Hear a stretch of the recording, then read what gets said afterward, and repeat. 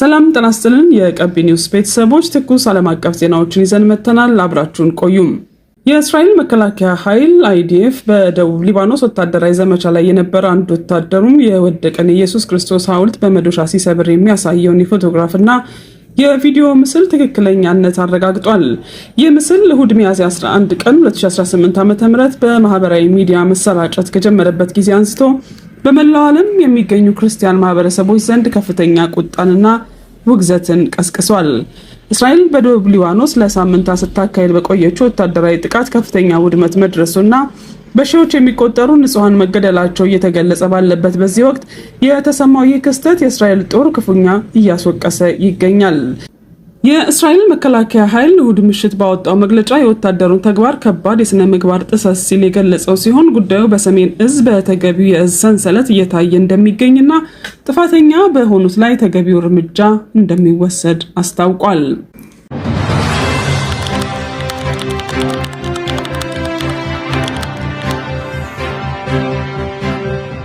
ወደ ቀጠናው ሌላኛው ትልቅ ፍጥጫ ስናልፍ የአሜሪካ ፕሬዝዳንት ዶናልድ ትራምፕ በአሜሪካ የተጣለውን የመርከቦች እገዳ ጥሳ ለማለፍ የሞከረች የኢራን ባንዲራ ያረፈባት መርከብ በቁጥጥር ስር መዋሏን በይፋ አሳውቀዋል።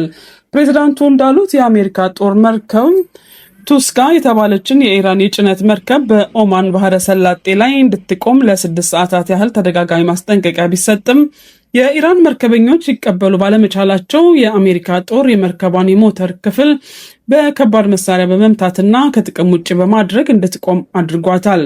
በአሁኑ ሰዓት የአሜሪካን ወታደሮች መርከቧን ተቆጣጥረው ፍተሻ እያካሄዱ መሆኑም ተገልጿል።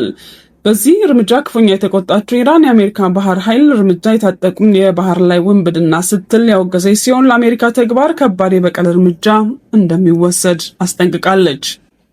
ይህ የባህር ላይ ፍጥጫ ዲፕሎማሲያዊውን ገደል አስገብቶታል። በአሜሪካና በኢራን መካከል ነገ ሰኞ በፓኪስታን መዲና ኢስላማባድ ይደረጋል ተብሎ ይጠበቅ የነበረው ድርድር ሙሉ በሙሉ ስጋት ላይ ወድቋል።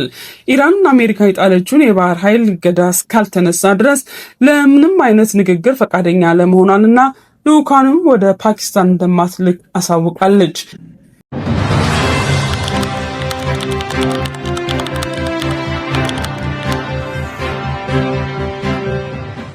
ፕሬዚዳንት ትራምፕ ድርድሩን ካልተቀበሉ እናጠፋቸዋለን በሚል ጠንካራ ዛቻ በደነገጉ ማግስት ኢራን እንዲህ ያለውን እምቢተኝነት ማሳየቷ ቀጠናውን ወደ መጠነ ሰፊ ዓለም አቀፍ ግጭት ሊያመራው እንደሚችል የፖለቲካ ተንታኞች ስጋታቸውን እየገለጹ ነው። ለዛሬ ያሰናዳነውን ዜና የተከታተላችሁትን ይመስል ነበር። ቻናላችንን ሰብስክራይብ በማድረግና ቪዲዮን ላይክ በማድረግ ፈጣንና ሚዛናዊ መረጃዎችን ማግኘታችሁን ቀጥሉ። ቸርን ሰንብት።